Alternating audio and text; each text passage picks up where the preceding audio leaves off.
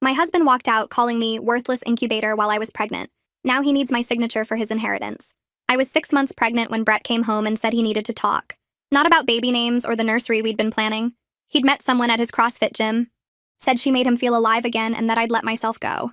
I was literally growing his child and he said I'd gotten lazy and boring. Called me a worthless incubator who trapped him with a baby. Then he packed his stuff and left. Just like that. 5 years of marriage gone because some 22-year-old at the gym told him he deserved better. He blocked my number before he even pulled out of the driveway. His mom called the next day, asking what I did to make him leave. Not checking if I was okay, just assuming I'd done something wrong. When I told her he left me for another woman, she said maybe I should have tried harder to keep his interest. His whole family unfriended me online that same week. I had to handle everything alone. Every doctor appointment, every birthing class, every middle of the night panic about being a single mom. Brett never asked about the baby, never sent money, nothing. I paid for everything myself while working until the day I went into labor. When our daughter Haley was born, I texted him from one of my friend's phones. He responded, saying he wasn't ready to be tied down and I should handle it. That's it. No questions about her health, her name, nothing. My brother had to drive me home from the hospital because Brett was too busy with his new life. For 2 years, I raised Haley alone. He never paid child support because he'd quit his corporate job to become a personal trainer at his girlfriend's daddy's gym. Cash only, no official income to report. I worked from home doing data entry while taking care of a baby. Brett was living in his girlfriend's condo, posting gym selfies and vacation photos. Never once asked about Haley. His family acted like she didn't exist. Then his girlfriend's dad sold the gym and fired him. She dumped him the same week and suddenly Brett remembered he had a family. He showed up at my door at 10 p.m. on a Tuesday with a duffel bag. Said he was ready to come home and be a father now, like he'd been away on a business trip or something. I laughed and tried to close the door, but he pushed his way in. Started talking about how we could make it work, how he'd grown as a person, how he missed what we had. Never apologized for leaving, never mentioned the horrible things he said, never asked about what we'd been through. He actually went to the kitchen and started making himself a sandwich with my food. Said he'd sleep on the couch until I was ready to let him back in the bedroom. I told him to leave and he said I couldn't kick him out because his name was still on the lease. He'd been thinking about coming back, so he never took himself off it. The landlord confirmed Brett had the right to stay. So this man who abandoned his pregnant wife moved into my living room like a squatter. He'd eat my food, use my stuff, leave his gym clothes everywhere. When Haley woke up crying, he'd complain about the noise. Never offered to help, just complained. His mom started calling again, saying how wonderful it was that Brett was giving me another chance, that I should be grateful he came back at all. She actually said most men wouldn't return to a woman who'd gained baby weight.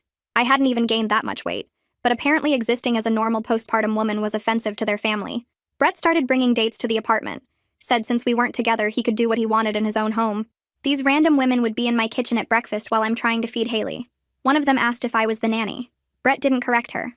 After 3 weeks of this, Brett's dad died. Turns out he'd been rich from some patents he owned. Left Brett $200,000, but with one condition. Brett had to be legally married to receive it. Guess who was still legally married to Brett because he'd abandoned the divorce papers I'd sent him? Suddenly Brett was super interested in being a husband again. Brought flowers, ordered takeout, said we should work things out for Haley's sake. When I said no, he got nasty. Said no judge would give a broke single mom full custody when he was about to have money. Said he'd take Haley just to spite me if I didn't cooperate. That's when I played my cards. I pulled out my phone and opened the folder I'd been building since the day he walked back into my life. Screenshots of every text message he'd sent from that burner number. Photos of the dates he'd brought home. A spreadsheet tracking every dollar I'd spent on Haley while he posted vacation pictures online. Brett's face went from smug to pale in about 3 seconds. I showed him the text he'd sent when Haley was born, the one where he said he wasn't ready to be tied down. Showed him the witness statements from my neighbors who'd seen him bring different women into my apartment while his 2-year-old daughter slept in the next room. Showed him the bank records proving he'd contributed exactly $0 to raising his child. He tried to grab my phone, but I pulled it back and reminded him that everything was backed up in 3 different places. His hands were shaking a little bit now, and that felt good. Brett let out this fake laugh that didn't match his eyes and said none of it mattered because we were still married and he had rights as a father. I sat down on the couch and looked right at him while I explained that I'd already talked to Lydia Vasquez, a family law attorney who specialized in abandonment cases. She'd reviewed everything I had and told me it was one of the strongest cases she'd seen in 15 years of practice. Brett's lawyer face crumbled and he started pacing around my living room like a trapped animal. He kept running his hands through his hair and I could see him trying to figure out how this had gone so wrong for him. The man who'd called me worthless was realizing I'd been 3 steps ahead of him the whole time. His whole attitude changed right there in front of me. Suddenly he wanted to talk things through like reasonable adults. Said we could work something out that benefited both of us. Maybe split the inheritance 50-50 and work out a custody arrangement that gave us equal time with Haley. He actually used the word partnership like we were business associates instead of a man who'd abandoned his pregnant wife. I watched him try to smile at me the way he used to when he wanted something, and it made my skin crawl. This was the same person who'd blocked my number before he even left the driveway, who'd ignored every update about his daughter's first 2 years of life. Now he wanted to negotiate because he finally understood I had power. I told him exactly what I wanted and didn't sugarcoat any of it. Full custody with him getting supervised visitation if he completed parenting classes and proved he could be consistent. Every single penny of child support he owed for the past 2 years, calculated at his old corporate salary since he'd deliberately hidden income. A fair division of the inheritance since we were legally married when his father died.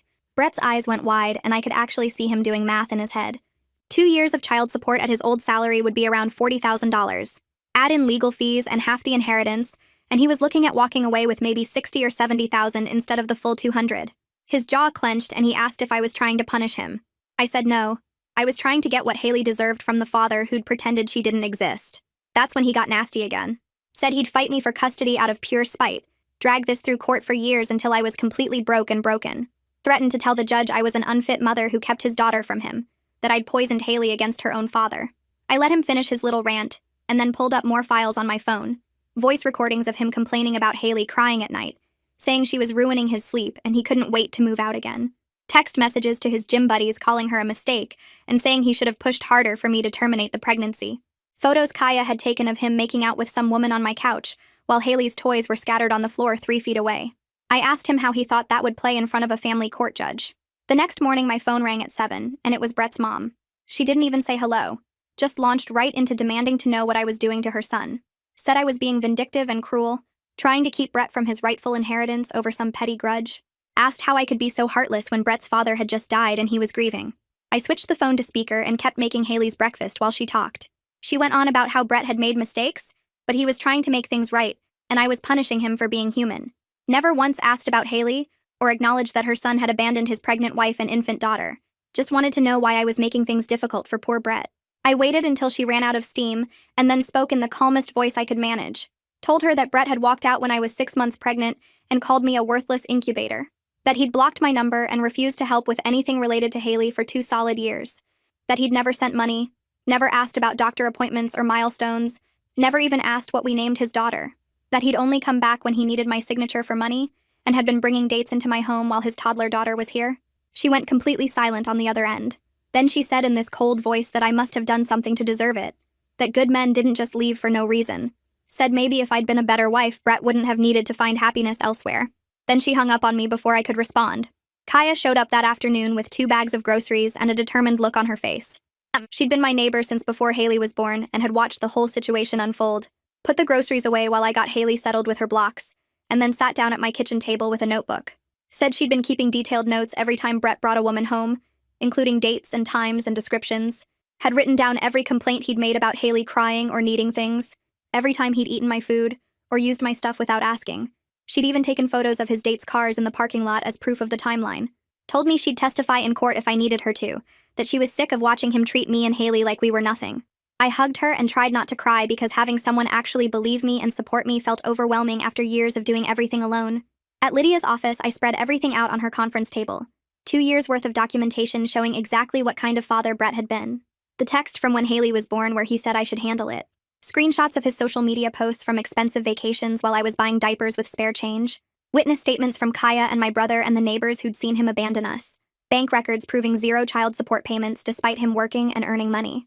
Lydia went through it all methodically, making notes and organizing things into folders. When she finished, she looked up at me and said, this was one of the strongest abandonment cases she'd ever seen. Said Brett's own words admitting he wasn't ready to be a father would destroy any custody claim he tried to make. She explained that Brett's threats were completely empty. No judge would give significant custody to a father who'd voluntarily abandoned his child for 2 years and only returned when he needed something.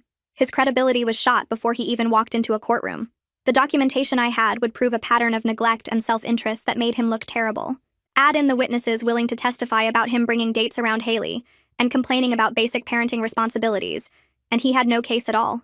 Lydia said we could push for full legal and physical custody with him getting only supervised visitation, and we'd probably win without much fight. Said the child support claim was solid too, since he'd been working and deliberately hiding income. Brett had backed himself into a corner, and the only way out was going to cost him a lot of money. I left Lydia's office with a folder full of paperwork and a plan that felt solid for the first time in years. She'd laid out everything in terms even someone as exhausted as me could understand. Full custody wasn't just possible, it was likely. Back child support wasn't just fair, it was enforceable. And half the inheritance wasn't greedy. It was my legal right as his wife. Brett had trapped himself by staying married to me, and now that trap was going to cost him everything he thought he'd won. The drive home felt different. I wasn't scared anymore. I wasn't second-guessing myself or wondering if I was being too harsh. Brett had made his choices, and now I was making mine. Haley was asleep in her car seat, her little hand clutching the stuffed rabbit she took everywhere. She deserved better than a father who only showed up when he needed something. She deserved stability and security and a parent who put her first. I was going to make sure she got that, no matter what Brett tried to pull. When I unlocked the apartment door, Brett was sprawled across my couch with his feet on my coffee table, eating chips straight from the bag and watching some action movie at full volume.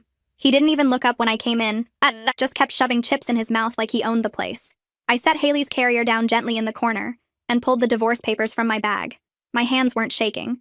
I walked over and stood between him and the TV until he had no choice but to acknowledge me. He looked annoyed at first, like I was interrupting something important. Then I held out the papers and his expression changed. He took them from me without saying anything and started reading. I watched his face go from confused to shocked to angry in about 30 seconds. His jaw clenched. His neck turned red. He flipped through the pages faster and faster, and I could see the exact moment he understood what he was looking at. Full custody.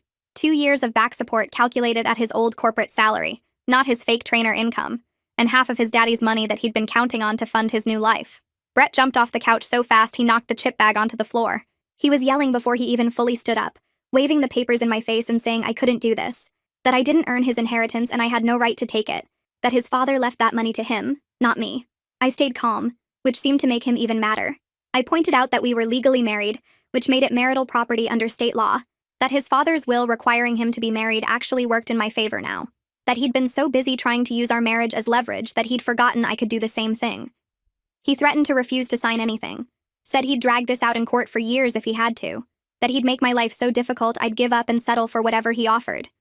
I reminded him that he couldn't access the inheritance without being married and I was the only wife he had, that every day he delayed was another day without his money, that he was trapped by the same situation he'd tried to use against me, and the only way out was going to cost him more than he wanted to pay. Brett's face went from red to purple. He threw the papers on the floor and stormed toward the door, already pulling out his phone. I heard him in the hallway, his voice loud and angry as he presumably called Owen.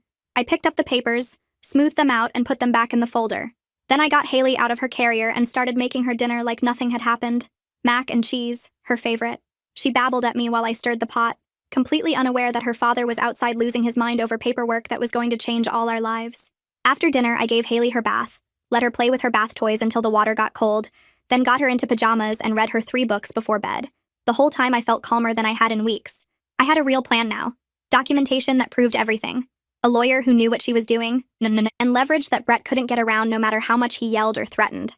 He'd spent 2 years thinking he held all the cards, but he'd been wrong. I'd been building my case the whole time, and now it was strong enough to protect both me and Haley from whatever he tried next. The next day, my phone rang while I was working. Unknown number, but I answered anyway. A man's voice introduced himself as Owen and said he was calling on Brett's behalf. He had that smooth lawyer tone that was probably supposed to make me feel intimidated, like I was out of my depth. He suggested we could settle this quickly and reasonably without involving the courts. Said Brett was willing to be generous if I was willing to be flexible. I told him to talk to Lydia and hung up before he could finish his sentence. I wasn't going to let some lawyer bully me into accepting less than what was fair, and I definitely wasn't going to negotiate without my own representation present. Brett came home that night looking completely different from the angry man who'd stormed out the day before. His shoulders were slumped. His face was tired. He asked if we could talk like adults, using this reasonable voice that I immediately didn't trust. I agreed, but pulled out my phone and started recording before he even sat down. It's legal in our state to record conversations you're part of, and I wasn't about to have another situation where it was his word against mine. He noticed the phone but didn't object, which told me Owen had probably warned him about making things worse. He offered me $50,000 and joint custody if I signed off on the divorce quickly. Just like that, like it was a generous compromise instead of an insult. I actually laughed, which seemed to surprise him. I told him that wasn't even close to what I was owed, and joint custody definitely wasn't happening after he'd abandoned Haley for 2 years. That he couldn't just throw money at the problem and expect me to forget everything he'd done. That our daughter deserved better than a part-time father who only showed up when it was convenient. Brett switched tactics, trying the sympathy approach. Said he was young and scared when I got pregnant. That he'd made mistakes, but he wanted to be a father now. That he'd grown up and learned from his errors. I asked him where this sudden desire to be a father had been during Haley's first steps, during her first words, during every middle of the night fever and every doctor visit and every milestone he'd missed because he was too busy posting gym selfies with his girlfriend. He didn't have an answer for that. He admitted he messed up, but said I was being cruel by keeping him from his daughter, that Haley needed her father and I was using her as a weapon to punish him. I told him he'd kept himself away by his own choices, that he'd had 2 years to reach out, to ask about her, to send even a single dollar to help support her, that he'd chosen his girlfriend and his new life over his family, and now he had to face the consequences of abandoning us when we needed him most, that this wasn't about punishment, it was about protection. Protecting Haley from someone who'd already proven he'd walk away the second things got hard, that this wasn't about revenge or being mean, that this was about making sure Haley had a stable life with a parent who wouldn't disappear the second things got hard again. Brett stood up and left without another word. I heard the front door close and felt relief wash over me. For the first time since he'd shown up, I had real hope that this nightmare might actually end. Brett showed up the next morning with roses and a bag from the bakery down the street. He set them on the kitchen counter while I was feeding Haley breakfast. She looked at him like he was a stranger, which he was. He tried to smile at her, but it came out weird and forced. I told him the flowers and pastries weren't going to change anything. He said he knew that, but wanted to show he was trying. I reminded him that trying meant actions over time, not grand gestures when he wanted something. He nodded and asked if he could stay for breakfast. I said no. Haley needed routine and stability, not some random man showing up and confusing her. He looked hurt, but left without arguing. That afternoon, he texted asking if he could take us to dinner. I didn't respond. The next day, he offered to cook dinner at the apartment. I told him we already had plans. On Thursday, he brought toys for Haley. Expensive stuff from the fancy toy store downtown. She took one look at him and started crying. Reached for me and buried her face in my shoulder. Brett tried to hand her a stuffed animal, but she cried harder. I saw something cross his face. Shame, maybe. Or guilt. But then his jaw tightened and he got defensive. Said she was just tired and needed time to warm up to him. I told him she didn't know who he was because he'd never been around. That 2 years of absence couldn't be fixed with toys and forced smiles. That she was scared of him because he was a stranger to her. Brett set the toys down and walked out. Came back an hour later and tried again. Haley cried every time he got close. By Sunday, he'd tried 6 different approaches. Flowers, food, toys, offers to help around the apartment. Nothing worked. Haley wanted nothing to do with him, and I wasn't going to force her to accept him just to make him feel better about abandoning her. Monday morning, my phone rang while I was doing laundry. Lydia's name showed on the screen.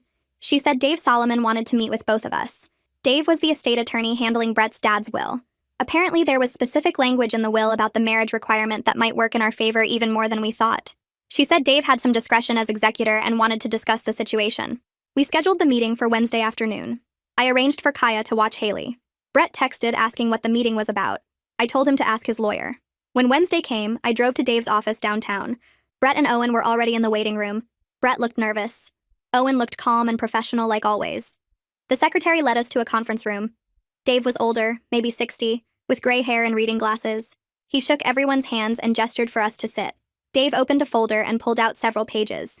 He explained that Brett's father had very specific requirements for the inheritance. Not just that Brett had to be married, but that the marriage had to be stable and ongoing. The will mentioned demonstrating commitment to family. Words like responsibility and dedication appeared multiple times. Dave looked at Brett and said the language suggested his father wanted to ensure Brett was a responsible family man before giving him access to that much money. Brett shifted in his chair. Dave continued reading sections of the will out loud. Every part emphasized family commitment and stability. Nothing about just being technically married on paper. Dave set the papers down and looked directly at Brett. He said that as executor, he had discretion to determine whether Brett actually met the requirements his father set out. That the will wasn't just about marital status, but about character and commitment. Dave said he'd been doing research since Owen first contacted him, found out about the separation and abandonment, about Haley being born while Brett was living with another woman, about 2 years of zero contact and zero support. Dave folded his hands on the table. He said given all that information, he was inclined to rule that Brett didn't qualify for the inheritance at all, that abandoning a pregnant wife was the exact opposite of what his father intended when he wrote those requirements. Brett's face went white. He started talking fast, saying his father didn't know about any separation, that they'd kept it private, that his dad died thinking everything was fine.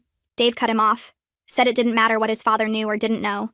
What mattered was the intent behind the will. The requirements were clear: stable marriage, family commitment, responsibility. Brett had demonstrated none of those things. Dave said the whole point was to make sure Brett was a good husband and father before giving him money. Walking out on a pregnant wife showed he was neither. And I watched Brett's whole plan collapse right in front of him. His face changed from white to red. His hands gripped the edge of the table. Owen put a hand on his arm, but Brett shook it off. He started arguing that this wasn't fair, that his father would have wanted him to have the money, that Dave was interpreting the will wrong. Dave stayed calm, said his interpretation was well within his authority as executor, that if Brett wanted to challenge it, he could take it to probate court. But that would take months and cost tens of thousands in legal fees, money Brett didn't have. And even then, a judge would likely agree that Brett's actions showed a complete lack of family commitment. Brett slumped back in his chair. I could see him doing the math. No inheritance, child support payments, legal fees. He'd end up with nothing or worse than nothing. Dave suggested a compromise, said Brett could still access the inheritance if he agreed to my terms, and demonstrated genuine commitment to supporting Haley going forward. Not just signing papers, but actually following through. Paying support on time, being present in Haley's life in a healthy way, completing parenting classes. Dave said this wasn't about punishing Brett. It was about making sure he took responsibility like his father wanted, that the money would be released once Brett proved he was serious about being a father instead of just wanting cash. Owen asked for a private conversation with Brett. They went to a smaller office down the hall. Through the glass door, I could see Brett getting more and more worked up. His hands moved around. His face got red again. Owen stayed calm, probably explaining how badly Brett had messed up by trying to manipulate everything, how he'd backed himself into a corner with no good options. They talked for maybe 15 minutes. When they came back, Owen did the talking. He said Brett was willing to accept my original terms with one change. He wanted scheduled visitation with Haley once the divorce was final, starting with supervised visits to build a relationship slowly, gradually increasing time if things went well. He said Brett understood he couldn't just show up and be a father overnight, that he needed to earn Haley's trust and prove himself. I looked at Lydia. She nodded slightly. I told them I'd consider supervised visitation only after Brett completed parenting classes and paid the first 6 months of child support up front. If he was serious about being a father, he could prove it with actions. Not promises, not flowers or toys. Real actions that showed commitment. Brett looked at Owen. Owen looked at Dave. Dave said that sounded reasonable and would satisfy the will's requirements if Brett followed through. Brett closed his eyes for a second, then nodded. Said fine. He'd do it. Owen pulled out his laptop and started typing. Brett sat with his arms crossed, staring at the table while the keys clicked. I watched Owen's face as he worked through each section, checking details with Dave and Lydia. The custody arrangement, the support payments, the inheritance split. Every few minutes, Owen would read a line out loud, and Brett would nod without looking up. His whole body looked tight, like he was holding himself together by force. Dave leaned over to review what Owen was writing and made a few suggestions about the language. Lydia did the same from my side, her pen marking notes on her own copy. The whole process took maybe 20 minutes, but it felt longer. Nobody talked except to clarify legal terms. When Owen finished, he printed 4 copies and passed them around the table.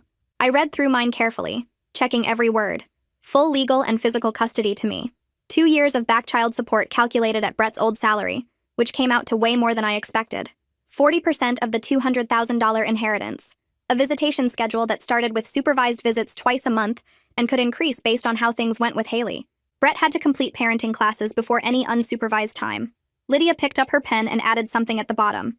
She wrote that if Brett missed any child support payment or broke any part of the custody rules, he'd lose all visitation rights forever and owe extra money as punishment.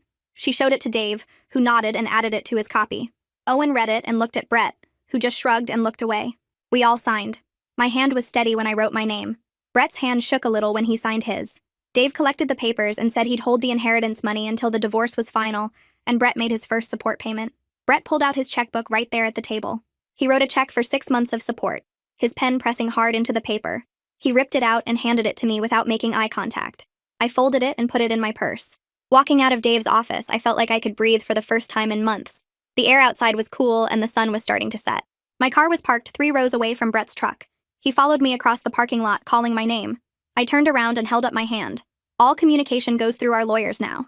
He needed to be out of my apartment in 48 hours like the agreement said. He opened his mouth to argue, but I was already walking away. I got in my car and locked the doors before he could say anything else.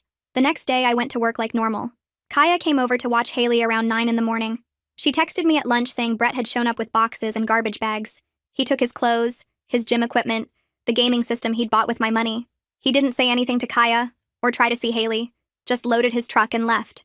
When I got home that evening, his key was sitting on the kitchen counter next to a coffee ring. No note, no apology, just the key. I picked it up and called Wesley right away. He said he could come by the next morning to change the locks and get the paperwork done to remove Brett's name from the lease. I also called my credit card company and changed all my passwords that night. Brett knew too much about my accounts and I didn't trust him not to try something. 6 weeks later, I stood in the courthouse hallway with Lydia. Brett and Owen were on the other side. maybe 30 feet away. We didn't look at each other. The judge called us in, and we sat on opposite sides of the courtroom. The whole thing took less than 10 minutes. The judge reviewed the settlement agreement, asked if we both understood and agreed to the terms, and signed the papers. That was it. I was officially divorced. Walking out, I felt lighter than I had in years. Not happy exactly, but free. Like I could finally move forward instead of being stuck in the mess Brett created. Brett's check cleared 3 days after the divorce was final. I logged into my bank account and saw the deposit. 6 months of child support. More money than I'd seen at once since before Haley was born. I paid off my credit card that same day. The balance had been climbing for 2 years. Every emergency and unexpected cost adding up because I had no other option. Seeing that zero balance felt amazing. The rest of the money went into 2 accounts. One for Haley's future, college, or whatever she needed when she got older. One for emergencies so I'd never feel trapped again. I could handle an unexpected car repair or medical bill without panic. I could breathe. 2 weeks later, Brett showed up for his first supervised visit at the family center across town. I drove Haley there and checked in with the supervisor, a woman named Sandra, who explained how everything worked. There was a playroom with toys and books where Brett and Haley would spend an hour together. I could watch through a one-way mirror in the next room. Haley held my hand tight when we walked in. She didn't know Brett at all. He was just some man who sometimes showed up and tried to talk to her. He'd brought a stuffed elephant and some blocks. Sandra introduced them and suggested they play together. I went to the observation room and sat down. Through the glass, I watched Brett kneel on the floor next to Haley. He showed her the elephant and she reached for it carefully. He tried to stack blocks with her, but she knocked them down instead. He looked nervous, his movements stiff and awkward. He kept glancing at Sandra like he needed permission for everything. Haley warmed up slowly, playing near him but not really with him. By the end of the hour, she was showing him her favorite book, pointing at the pictures. Brett read it to her in a quiet voice I could barely hear through the glass. When the visit ended, Sandra walked me back to the playroom. She said Brett seemed genuinely nervous and tried his best, though he clearly had no idea how to interact with a toddler. Every time Haley moved away from him, he'd panic a little. Every time she smiled at him, he'd relax. Sandra recommended he continue supervised visits for at least 3 months before we considered any changes. He needed to build trust with Haley slowly. I agreed. This wasn't about Brett getting what he wanted. This was about Haley having a chance to know her father if he could actually show up and be consistent. I enrolled Haley in a better daycare the next week. The old one was fine, but this new place had more activities, better teachers, and a curriculum that would help her learn. I could afford it now. I also started working toward a promotion at my job. My boss had mentioned it a few months ago, but I'd been too stressed to focus on anything beyond survival. Now I could actually plan for the future. I updated my resume. I took on extra projects. I showed up to meetings with ideas instead of just trying to get through the day. For the first time in years, I wasn't just surviving. I was building something. Not for Brett or anyone else. For me and Haley. For the life we deserved after everything we'd been through. Brett's mom called 3 days later. Her voice sounded different this time. Softer somehow. She said she needed to talk to me about something important. I almost hung up, but something made me wait. She started apologizing. Actually apologizing. For how she treated me when Brett left. Said she'd been thinking about everything since the divorce went through. Brett's dad had talked to her before he died. Told her he was worried about Brett's character. He'd seen the way Brett acted with money and relationships. The will wasn't just about marriage. It was about making sure Brett learned responsibility. She asked if she could meet Haley. Her only grandchild, she said. Her voice cracked when she said it. I told her I'd think about it and ended the call. I brought it up with Pearl at my next therapy session. We'd been working through everything that happened, processing the abandonment and rebuilding my ability to trust. Pearl asked what I thought about letting Brett's mom meet Haley. I said part of me wanted to say no just to hurt her back for how she hurt me, but Haley deserved to know her grandmother if she was genuinely trying to make things right. Pearl helped me see that protecting Haley didn't mean cutting her off from everyone connected to Brett. It meant setting boundaries and making sure any relationship was healthy and supervised. I decided to allow visits but separate from Brett's time. She'd have to earn trust just like he did. The first meeting happened at the family center with a supervisor present. Brett's mom showed up early, holding a wrapped present and looking nervous. When she saw Haley, she started crying. Not dramatic sobbing, just quiet tears running down her face. She knelt down to Haley's level and introduced herself as Grandma. Haley hid behind my legs at first, but eventually came out when Brett's mom showed her the present. A stuffed bunny. They sat on the floor together while Brett's mom pulled out a photo album. Pictures of Brett as a baby, as a kid, growing up. She told Haley stories about her daddy when he was little, pointing at pictures and making Haley laugh. She told me she wanted Haley to know her family history. The good parts, at least. Before she left, she hugged me and thanked me for giving her this chance. Said she knew she didn't deserve it. Brett's supervised visits continued every week.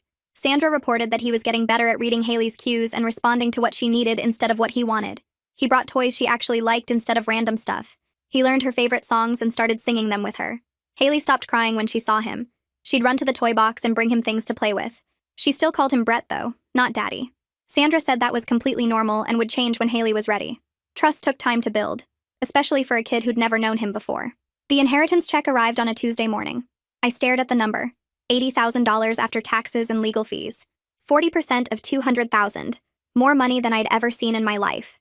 I took a photo of it before depositing it through my phone, like I needed proof this was real. The next day, I met with a financial advisor Lydia recommended, a woman who specialized in helping single parents build security.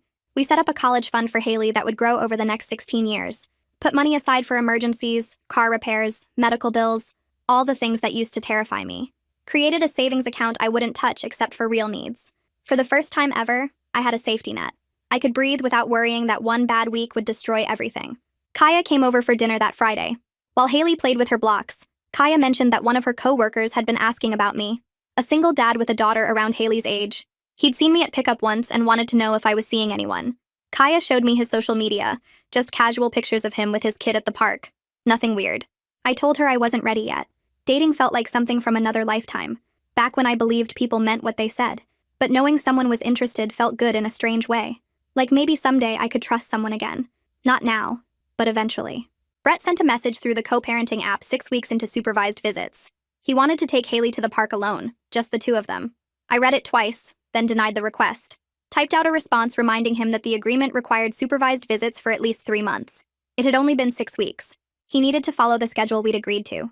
No shortcuts just because he was getting impatient. He responded an hour later asking if we could meet to talk about the visitation schedule. Said he wanted to discuss adjustments. I agreed, but only at a coffee shop with Lydia present. Made it clear this wasn't about him getting what he wanted faster. This was about Haley's welfare and making sure any changes were appropriate for her development. We set a time for the following Tuesday. At the coffee shop, Brett looked tired. He ordered a black coffee and sat across from me and Lydia. Started talking immediately, saying being a father was harder than he thought. He'd assumed it would be like playing with a kid for an hour then going home. Instead, he had to think about her needs constantly, pay attention to her moods, figure out what she wanted when she couldn't explain it. He said he understood now why I was being cautious. Asked what he needed to do to prove he was serious about being in Haley's life for the long term, not just when it was convenient. I looked at him for a long moment, told him the truth without sugarcoating it.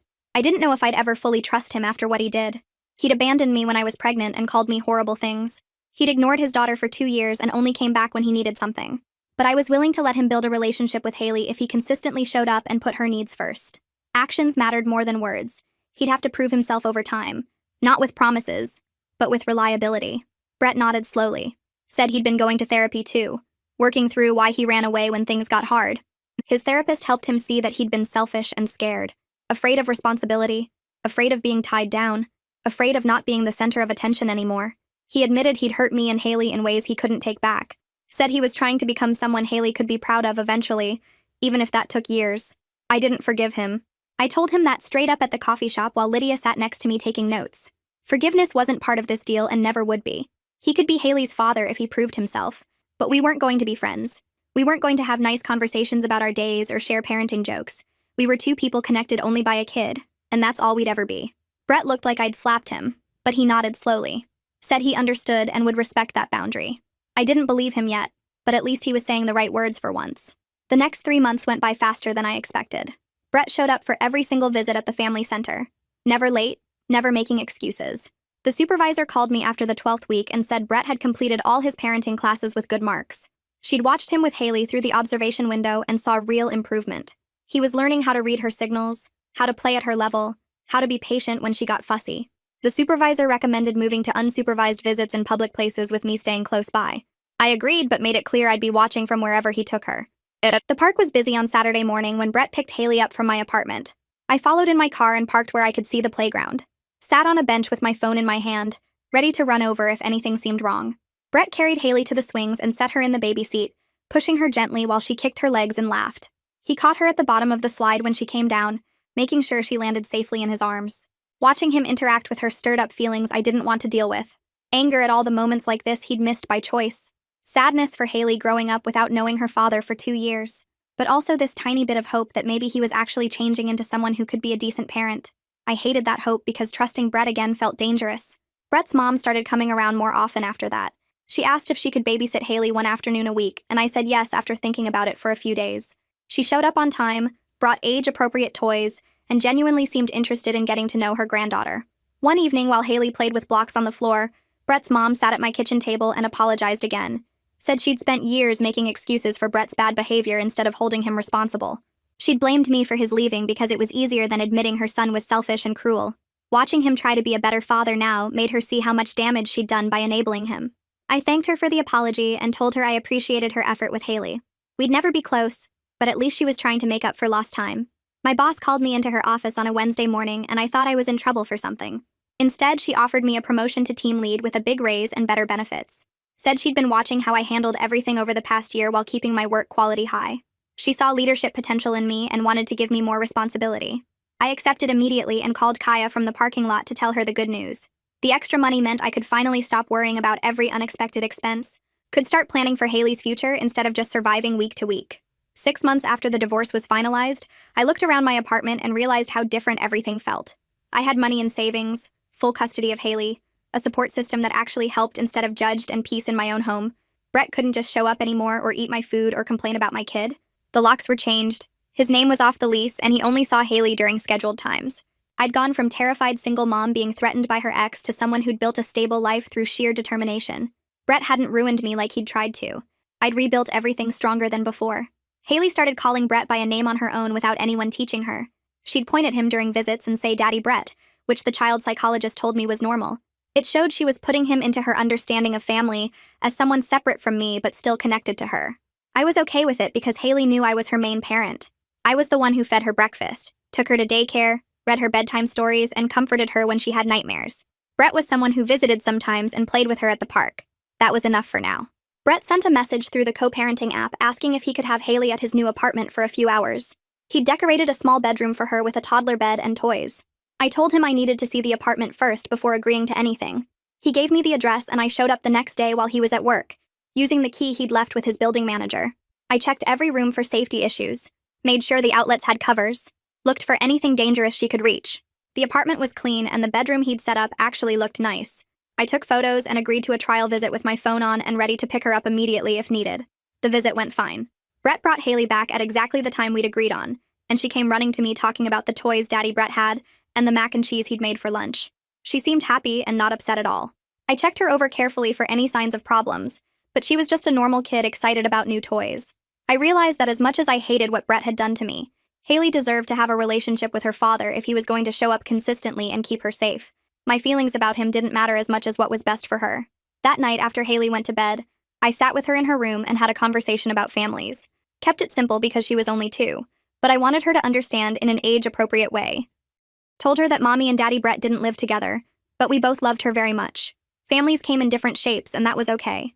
Some kids had parents who lived together, some had parents who lived apart, and all of those families were good as long as the kid was loved and safe. Haley listened and then asked if she could have more juice. She accepted everything easily because it was all she'd ever known. She didn't remember a time when Brett lived with us because he'd left before she was born. This was just normal life to her. Over the next few months, Brett's payments showed up like clockwork in my account. He never missed the 15th of the month, and sometimes he'd add extra with a note in the co-parenting app saying it was for Haley's daycare or new shoes she needed. I didn't thank him because this was what he should have been doing all along, but I noticed the consistency. Owen called Lydia one afternoon and told her that Brett was working with a therapist to understand why he'd run away from his responsibilities. Owen said Brett knew he could never fix what he'd broken, but he was trying to be the father Haley deserved now instead of the one who'd abandoned her. I told Lydia I didn't need to hear about Brett's therapy journey, but part of me was glad he was at least trying instead of just going through the motions to keep his visitation rights. Kaya invited me to coffee one Saturday morning and brought along someone she wanted me to meet. His name was Noah, and he had a daughter named Sophie who was 3, just a year older than Haley. We talked about the chaos of raising toddlers and the exhaustion of single parenting, and he didn't push when I kept the conversation light and avoided talking about Brett. Noah asked if I wanted to get coffee again the next week, and I said yes, but told him I needed to take things really slowly. He nodded and said he understood completely, that he'd been through his own divorce and knew what it felt like to be cautious about trusting someone new. When I introduced him to Haley a month later at a park playdate with Sophie, she immediately wanted to play on the swings with the other little girl. Watching them laugh together while Noah and I sat on a bench nearby, I realized I could actually imagine a future that included partnership instead of just surviving alone. A year after Brett had shown up at my door with his duffel bag expecting to move back in, I sat at my kitchen table and looked at my bank account. I had savings that would cover 6 months of expenses if something went wrong.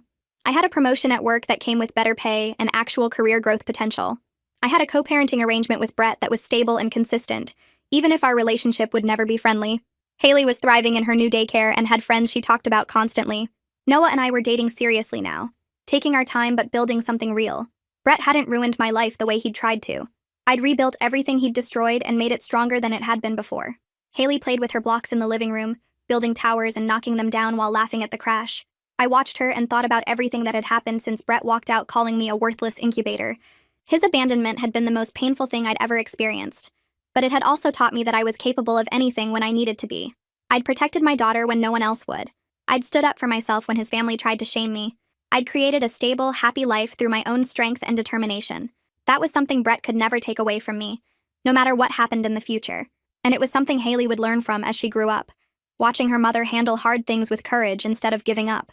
She'd know that being strong didn't mean never being scared or hurt. It meant pushing through anyway and building something better on the other side.